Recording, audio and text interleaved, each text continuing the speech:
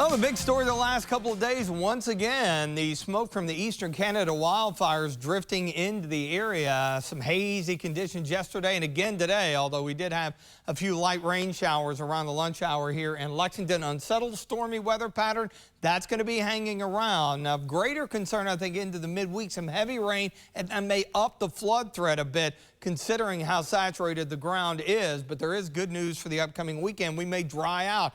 Could work out perfectly Saturday and Sunday with some decent weather. The aforementioned showers actually ramped up into some thunderstorms earlier across far eastern Kentucky before moving out of the area, but we're watching off to the northwest. Big thunderstorms going up just northwest of Indianapolis. You see the severe thunderstorm watch box, south central Indiana and back into southeastern parts of Illinois. Some of the data indicating we actually could see some development along the Ohio River into the early evening, so we'll keep an eye on that severe weather outlook this evening. Level 2 in yellow out of 5. Much of the area down south and east. Level 1, damaging winds. Some larger hail possible along with some heavy to potentially flooding rain. Good news, tornado threat really low in this scenario. Our Bluegrass Pace Care Sky VHC Camera Network, Richmond EKU. Hazy sunshine and 86, so it's a warm day. It's a little bit muggy. Those dew points not off the charts. We're in the low to mid 80s. And again, that hazy sunshine holding our temperatures in check a bit. Mid to upper 60 dew points, so that's your July feel to the air.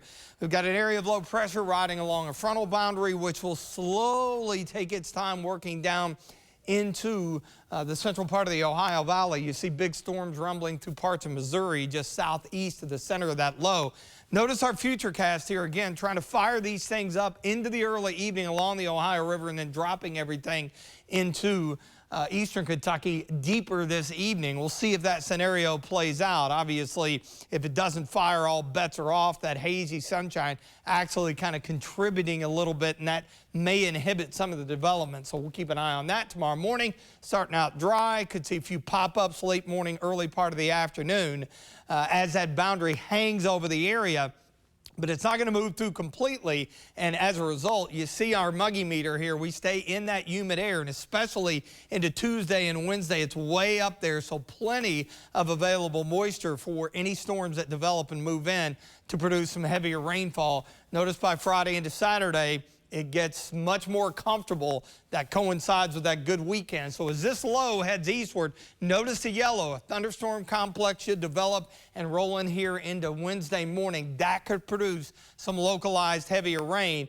And then the front again never gets through because another wave of low pressure lifts northward, and we could have another round or another complex of storms. That's just the typical pattern that we see here in July, producing some more heavy rain. Once this front gets through on Friday, we're going to be in much better shape again, just in time for the weekend. But we got to get through Wednesday and into Thursday. Just a few isolated storms, I think, into Friday, and then Saturday we'll be in a whole lot better shape.